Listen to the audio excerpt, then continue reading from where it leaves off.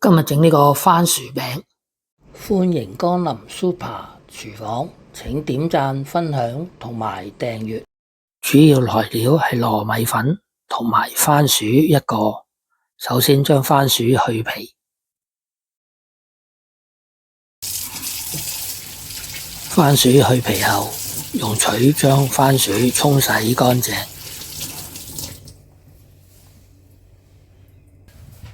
然後用刀將番薯切開一片片。話咁快，啲番薯已經切好晒啦。咁樣我哋攞隻碟出嚟，放啲番薯落去，將番薯平鋪喺隻碟上邊。點解要將啲番薯平鋪喺隻碟度呢？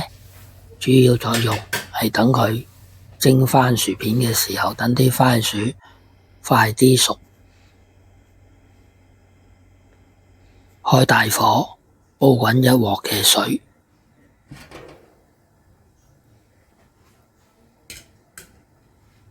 水滾咗啦，咁我哋放入番薯片，跟住就可以冚蓋，喺入邊蒸佢大約5至10分鐘。話咁快，已經過咗5分鐘啦，咁我哋打開個蓋，睇下啲番薯究竟熟唔熟。揾隻叉放入去，篤下佢，見到啲番薯已經可以篤得入啦，即係表示啲番薯已經煮熟咗啦。跟住我哋就熄火，跟住就攞啲番薯出嚟，攞個鐵碟出嚟，放啲番薯片落去，趁熱用叉將番薯片壓爛。話咁快，啲番薯片都開始慢慢變咗溶咗啦。咁樣我哋加入1湯匙嘅砂糖，約莫2-3湯匙嘅糯米粉，用叉將佢壓碎，跟住用叉將佢攪勻。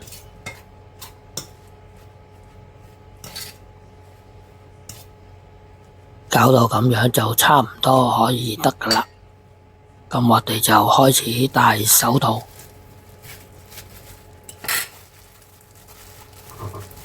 用手將佢搓勻。影片睇到嚟呢度，麻煩你點讚、分享同埋訂閱。有你哋嘅支持就係我拍片嘅動力。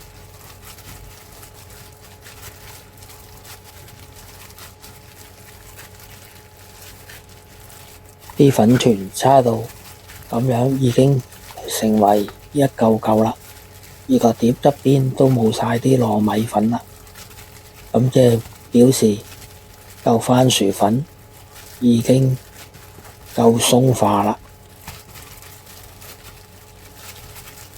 跟住攞隻碟出嚟，隻碟面鋪上保鮮紙，跟住再攞嚿番薯粉出嚟，用手將番薯粉搓為一個球形，跟住揾手將番薯壓成一個餅，壓完一片再壓另外一片，都係用呢個方法。話咁快，番薯餅已經壓好晒啦。平底鑊落油，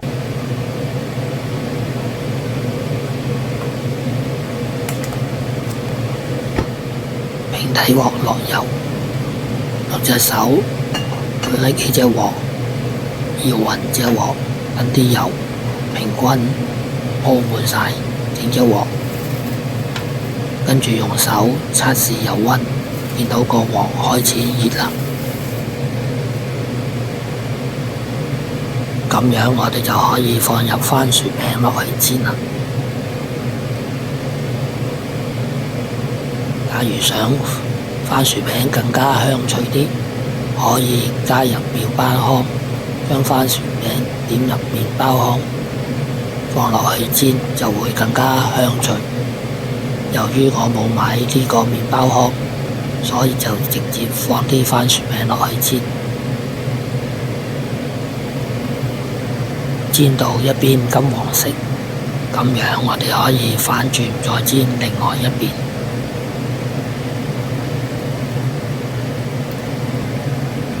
話咁快已經反轉晒啲番薯餅啦，喺個鑊中再煎多佢一陣，見到啲番薯餅已經表面成為有一層油狀啦，咁我哋就反轉再煎埋另外嗰邊。見到啲番薯餅兩邊都變晒金黃色啦，咁樣我哋就可以將佢潷起啦。一味十分香脆可口嘅香煎番薯餅咁樣就完成咗啦。